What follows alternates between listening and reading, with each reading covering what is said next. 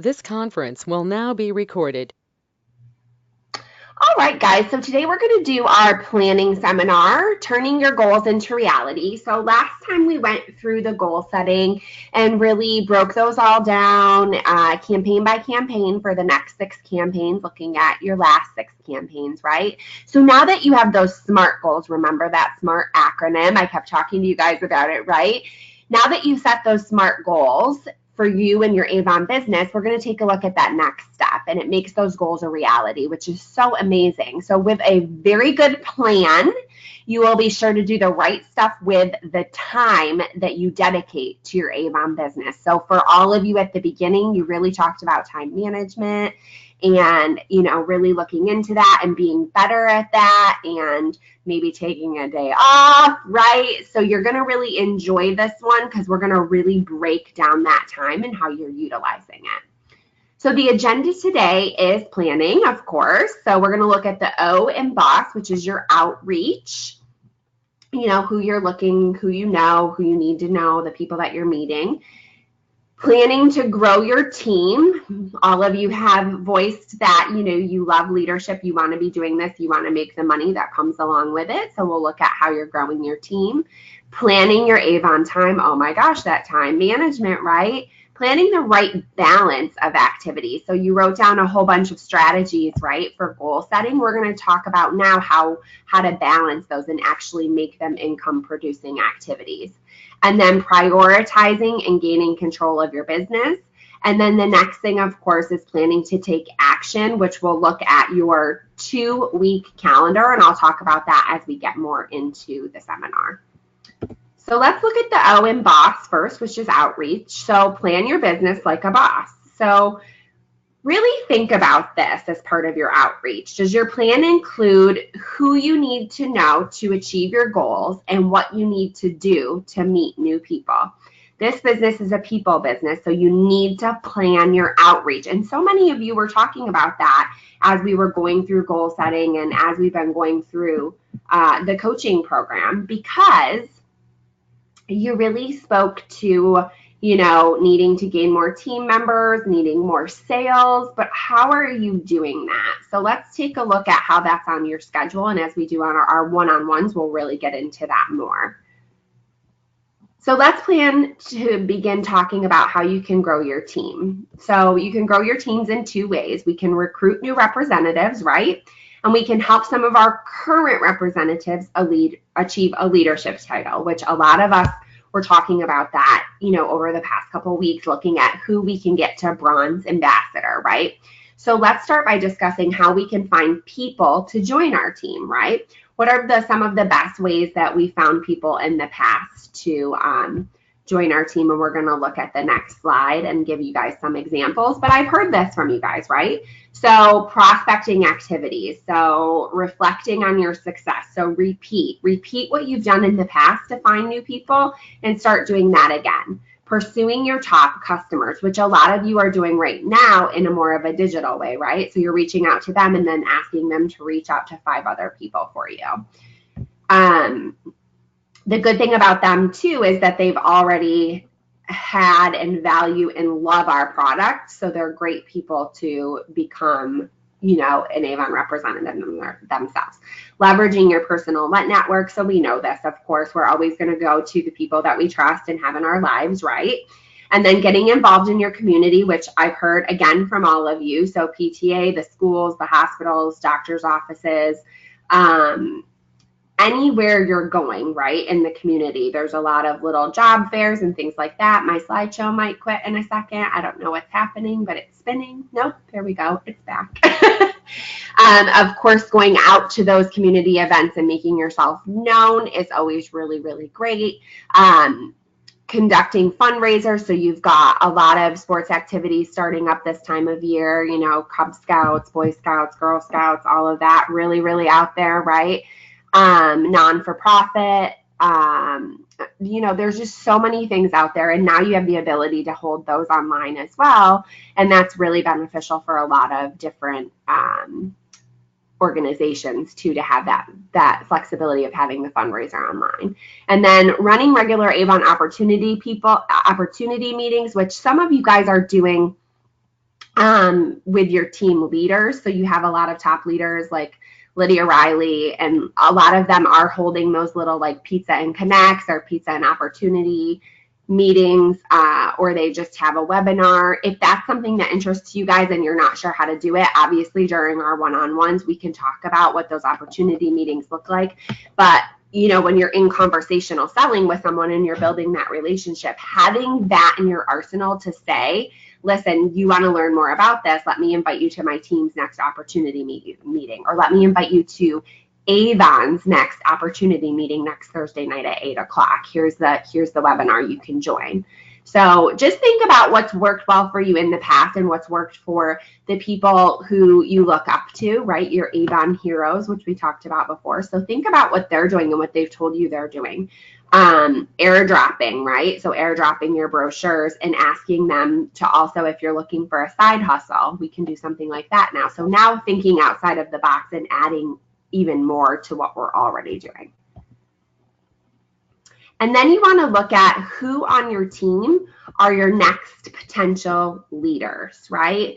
So here's a grid that you can look at to see how you identify those people. And many of you, just because we've been talking so in depth with each other on our one-on-ones, have already identified those people. So the things you really want to look at are motivation. So who within your team believes in Avon, believes in our mission and what we do and our products, and has passion, right? Wants to grow their team, is driven, is coachable. They participate in everything. They're the ones that are always on your call. They're always asking questions. They're always saying, hey, I did this and it worked out really great. They're commenting on Facebook, right? They're really super positive and they love helping others. So we're looking for that, right? So do they possess some or all of those qualities? And then also looking at their sales success. So ask yourself this: who within my team grows their sales consistently places an order every campaign or almost every campaign, pays for their order on time so they're not past due, they're in good standing, and they have a lot of customers, or they're consistently growing customers, and they leverage the Avon tools. So the tools that Avon has and provides for you, that they're leveraging those, they're utilizing everything that's out there in order to be able to grow their team. So maybe they're doing the 5x5 and they started doing that, or they're putting their e-store out there, or they're consistently passing out brochures and getting the follow-up. Whatever it is, that they're high in motivation and high in sales, right? Those are the people that you want to look for to start to talk about the opportunity of becoming an Avon leader. So now that we've determined how we can plan to grow our teams, we want to shift our focus on planning our time and activities, which, oh my gosh, we need to spend some time on this, right? Because this is definitely where you guys really want to figure some stuff out and be able to have some me time and not feel like you were doing Avon all the time, or maybe you were doing Avon all the time, but you weren't seeing or benefiting or getting results from it. So Avon time is the time you dedicate to your Avon business. We juggle lots of things, and boy, do we, right? You guys all have family time. You have your time with your spouses or your partners. You have times with your friends. It's social, right? You have me time. I hope you have me time. We definitely need that. And then you have your Avon time. You may have your work time too. A lot of you guys work too. So, you have to put that in there and work this business around it. So the only way you can ensure that you achieve spending time with all of these people and all of these things, and also your business, is to have a really, really strong plan. So I can think of, some leaders that I know that, work a full-time business and also run a very successful Avon business, right? So think about them and think about what their plan must look like, because some of them work 8 to 5, 8 to 6, have a couple kids, and also work Avon and are very successful at it.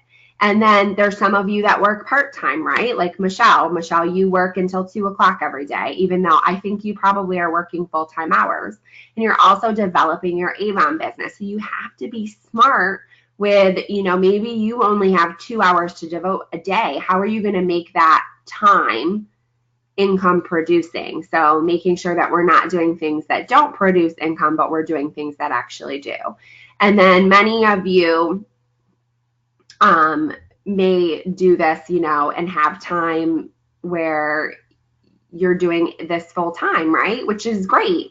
So if you're doing this full time, then you need to make that your schedule. So however that looks to you. So for like Christina and Rhonda, for you guys, it's more working the business when your kids are at school, right?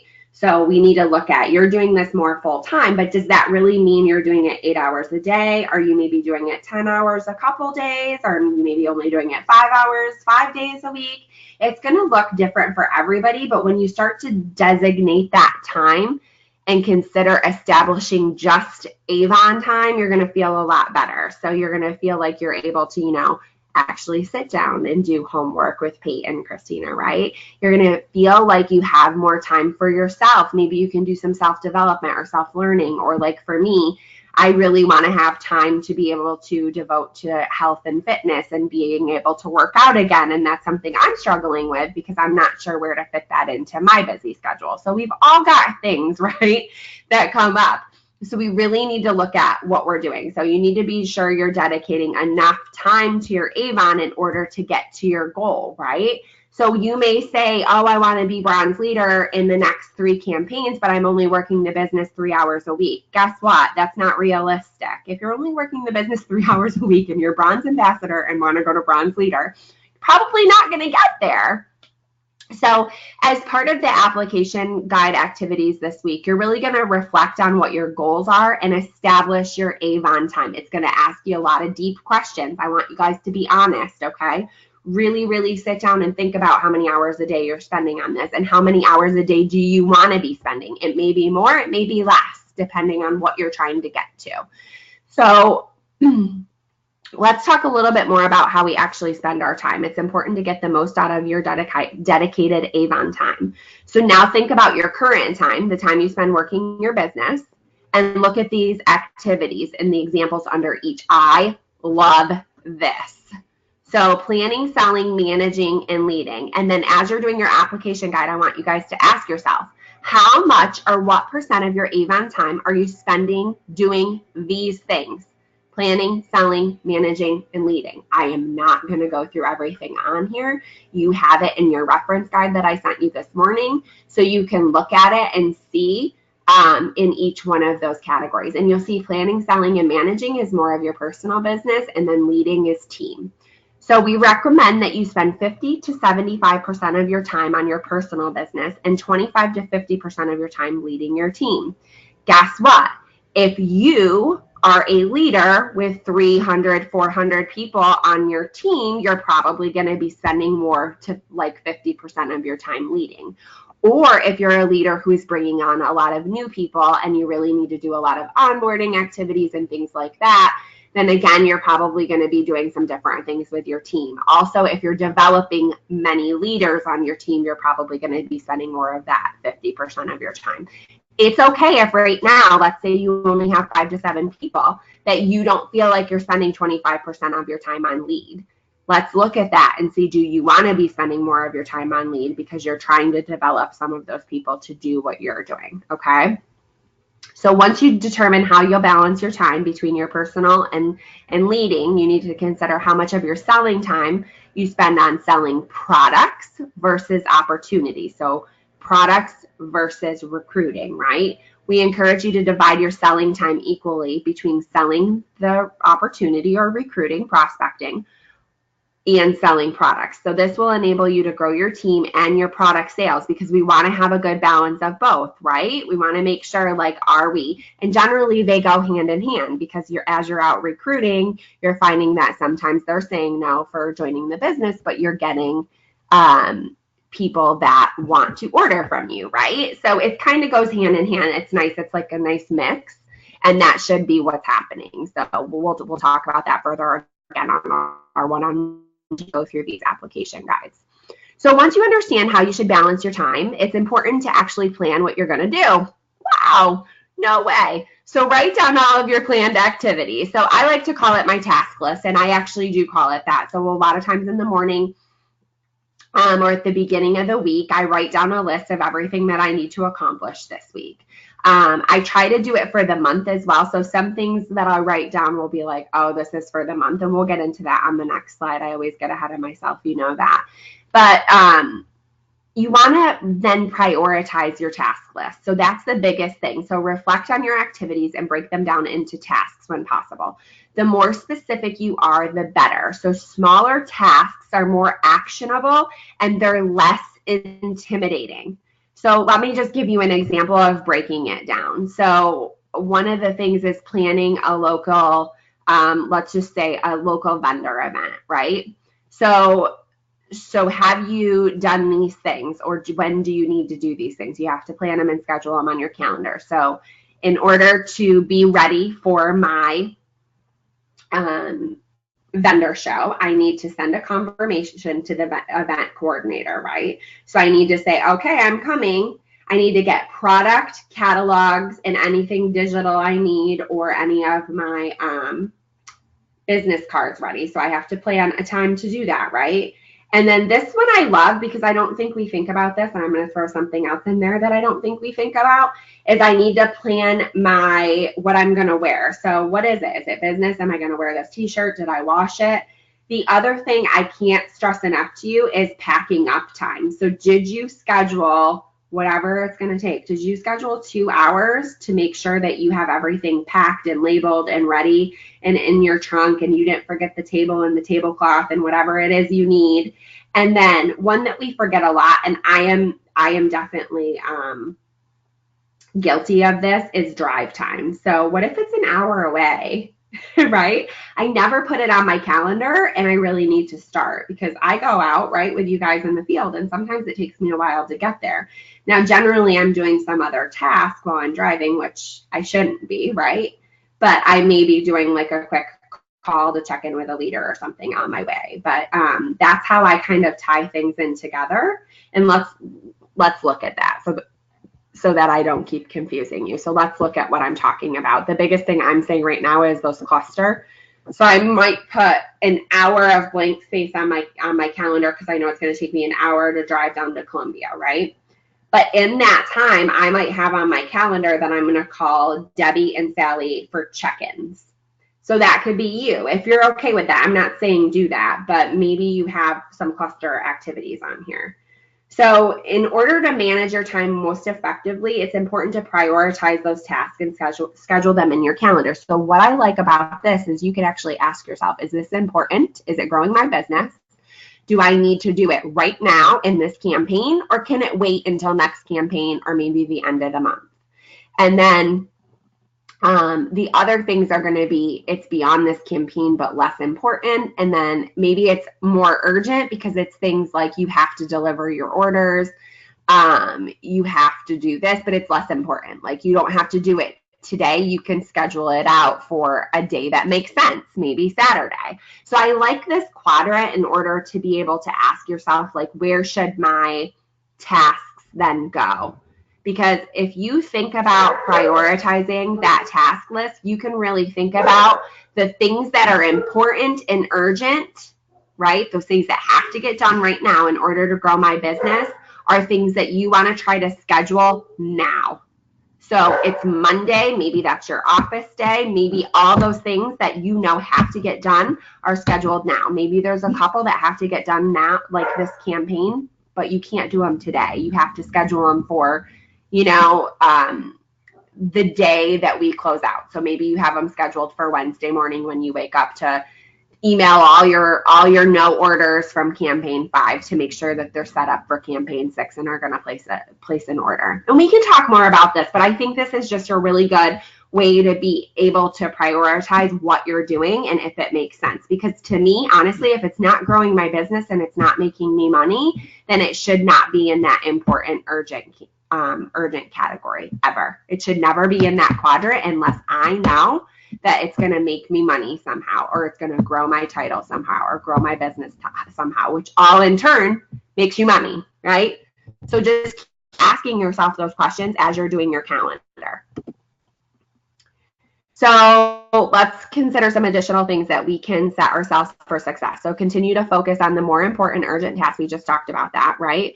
Can any of them be delegated, scheduled, or clustered? So I just told you what a cluster looks like. A lot of my admin will be clustered too. Like I'll just put admin on there, and then I'll look over at my task list and I'll be like, okay, admin today means I've got to call this person back. I've got to send this email, and I need to schedule. So it could be my calendar. You see that? Schedule my next week's one-on-ones and send out reminders. And I have 1 hour to do all of that, or I have 30 minutes to do all of that. I assign times based on, I know in the past how long those things have taken me, right? So setting appropriate expectations when out of the office. This is another one. So what can we do to ensure that those we engage feel that we're being responsive? So even if we're out of the office, so maybe out of office reminders, emails, voicemails to reflect that maybe you're not going to be in the business today, or maybe you're on vacation. I will tell you the only time I do it is vacation, but if you guys have ever left me a message before, I do have dedicated hours on there that I get back and then say that I will try to get back to you within 24 hours, because I don't want anybody to feel like they're not important, but sometimes I cannot get back in that same exact day, right? You also might have somebody to call in case of an emergency. So for you guys, you would want to have Avon customer care, right? So you may want to call customer care if you can't get through to me. The other one I love, love, love, and it may, again, be as you grow your team more, is having leader hours. So dedicated leader hours. So maybe it's just maybe you start with 1 day a week, or maybe you have it every Tuesday and Thursday from 9 to 11. And what you basically say is, I'm available to anybody who needs to get a hold of me between these times. So you're setting that expectation for them that they can call you with anything at those times. What I love about having leader hours is if nobody calls you, you can be doing something else. So it could be a time where you're just on Avon U, kind of figuring things out, or you're reading the Beauty Buzz on your avon.com, whatever it is, until you get a call from one of them, then you know, somebody on your team, then you know you pick up the phone and you talk to them. You have to just set those boundaries and figure out, what are you going to do? The other thing is limiting distractions. So we will talk about that a little bit individually. If you have distractions that you are seeing, is it better for you to maybe for an hour so you don't have distractions to go somewhere? If you don't have an at-home office, maybe you need to go to a coffee shop just to get your schedule done for next week, or to make those phone calls.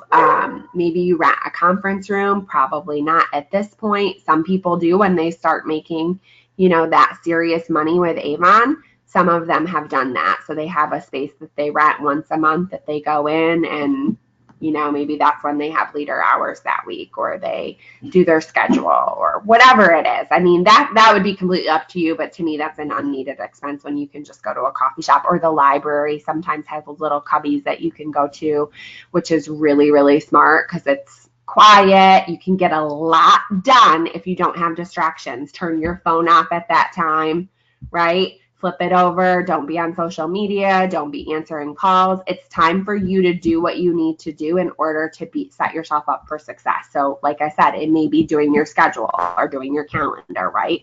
In that quiet space. And then plan to take action. So this is a 2-week calendar example. What I want to say to you guys is, you got that application guide, and I'll flip back to this slide, but I'm going to flip to the next slide. This 4th page right here is just kind of a thought provoker. It's nothing that you need to write in unless you do not have a calendar. So if you already have a calendar, like a Google Calendar or anything on your phone, something that is, a virtual calendar, whatever it may be, then you don't need to use this. If you have a written planner, I'm cool with that too. So if you have it written down on a planner or like a desk calendar, however you do it, you can take a picture of that and send it to me. I just kind of want to see like your rhythm and process. So like, are things repeating? Do you have these things scheduled? If you don't yet, that's okay. But this exercise is to start having you think that way and start doing that. So when I say rhythm and process, again, does it repeat? So like our one-on-ones are every 2 weeks at the same time for a reason, right? Our seminars are every 2 weeks at the same time for a reason. If I had them popped all over the place, then my schedule would be a hot mess, right? And so would yours. So just thinking about, like, does it make sense time of day? Do I need to move this? Can this set up on repeat? So you get a little reminder on your phone that it's time to have your one-on-one with Jess, right? Next Wednesday at 11 o'clock. Or you need to call your next new leader to do leadership training or recruitment training with Sally next Tuesday at 10 a.m. and she wants that every 2 weeks or every week. Maybe it's a call you have every week. I'm going to call my hold orders every week at the same time, set it on repeat, that kind of thing. So again, you do not need to fill this out unless you need it to start to figure out how to assign time to different areas and different activities. Otherwise, you can just send me a snapshot of either like your 2-week calendar. You can share your Google Calendar with me. If you don't know how to do that, I can show you. That's only if you do that. If you do a Google Calendar or an Outlook calendar or whatever you do. If you're doing a paper calendar, please just take a picture and send it to me. I would love to see it. I can only help you if you share it with me and we start to work through it, right? So this is somebody who can probably relate to a lot of you. Definitely relates to Christina and Rhonda because this is time that this person has children, right? It looks like their kids are in school from 9, maybe 8:39 until 3 o'clock. She can work and then probably the kids come home on the bus. So kind of sounds like our day, right? In the day in the life of an Avon mom. So you can see here, she may have dropped the kids off this day, but she's at the school running a fundraiser, right? But look at her rhythm and process. So this week, she does make 5 contacts at 10 a.m. She does it. She knows she has to do it her other days in the afternoon, but it works good here. She could do it a little earlier next Tuesday and Thursday, but it repeats for her. So this would be every 2 weeks she's making those 5 contacts. What I love about this is she's doing the 5 by 5, right? She's making 5 contacts 5 days a week. We have that right now, right? Don't we, with our texting out or putting it on social media? So good. So that's in here. The other thing is she has planned the week. So she's setting up her calendar on Monday morning. This, to me, her Monday looks more of a planning day, right? An admin day. You will see she has an hour of white space. She may grab some lunch during here. She might call a couple people she has on her list. She may have a phone call come in and she can take that. So I encourage a little white space because we all cannot work literally 6 hours straight, right? We have to have white space. We have to go to the bathroom. We may need to get a drink. Maybe we're going to pop on a show from last night for 15 minutes and just take some me time. Maybe we're going to read some inspirational quotes for the day, or we're going to hop on Avon U. Whatever it is. I love too that she has lunch the next day incorporated with coaching with Carol. So she's meeting Carol for lunch. They're going to chit chat for a couple hours before the kids get home from school, right? Analyzing, this is really good too. She does have some things in the evening, which you all probably do. You may have a team meeting one night. You may have training one night. Maybe it's a Zoom meeting. Maybe you can record it and not have to do it again. You can just send it out. Whatever it is, we know there's certain things that happen in the evening, right? Avon sometimes has a call in the evening you want to hop in on. Generally, it's not during dinner time. Generally, it's usually like 7 or 8 o'clock at night, right? Sometimes team meetings might be this time. But yeah, I mean, encourage you to look through this. So you want to ask yourself, does the calendar reflect the right balance of activities and tasks to achieve my short and long-term goals? Am I planning to be busy or productive? So is, again, income producing. Are these income producing activities, or do I just look like I'm busy because I'm just sitting in my office? Am I planning to, can I delegate any of these tasks? So things that you may find that you're delegating that I've seen in the past after doing this for a couple years, right, are stamping your books. Maybe you and your kid and your husband do that on Saturdays together. It's a fun little family activity. Or maybe they do it together. Or maybe they set up all the bags for delivery for you. Whatever it is, and I have one woman who her husband or significant other does all of her inventory for her. So when the boxes come in, he checks off inventory. He does that. He knows the system. He's really good at it, right? Whatever it is, what can you delegate? Is there some on your team you can delegate a newsletter to, or maybe they do posts on Facebook for you twice a week for the team? Whatever it is, anything that can take any little thing off your plate and free up some more time. Did I mark time off for handling a cluster of tasks that are urgent but not important? Yeah, that's really important. I think for her, she did that probably in here somewhere. Planning the week, she's probably got some sort of like cluster. And if she doesn't, like I said, mine just says admin because I know that means whatever, but it could just say cluster, right? It's probably happening in her white space. And then, am I setting proper boundaries to be effective with my time? Oh yeah, like, you can't work at 3:30 because your child is going to be home from school and it's homework time, or it's snack time, or it's I sit and we do an online activity with them, because that's what I do with my son when he gets home from school, at 5:30.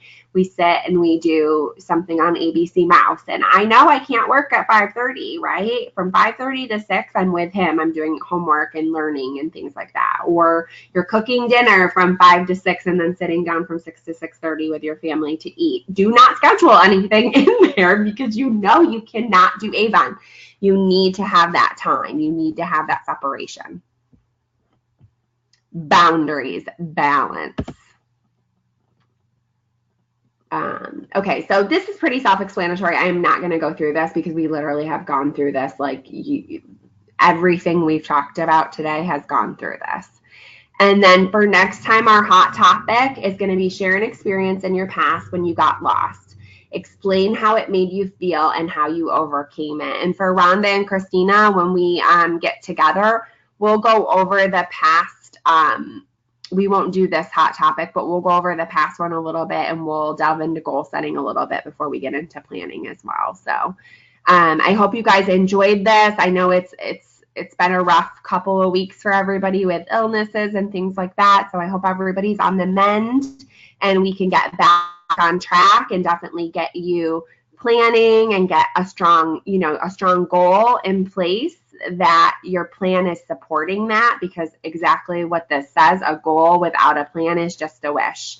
So until we get that written down on paper and we have all those activities in place and your time delegated, then we are just wishing and hoping, right, that we make those goals that we set last week. So let's really, really get this plan in place and build your roadmap, right, to get there. That's what a plan is. It's your roadmap for your goals.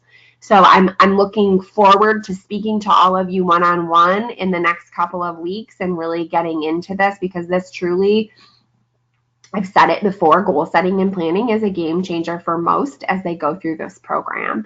It is a game changer. It is going to be the way that you start to look at your business going forward. If you have any questions about the calendar or anything like that, just feel free to reach out to me. But I hope that you guys all have a wonderful day and a fantastic week. Take care, everybody. Talk to you soon.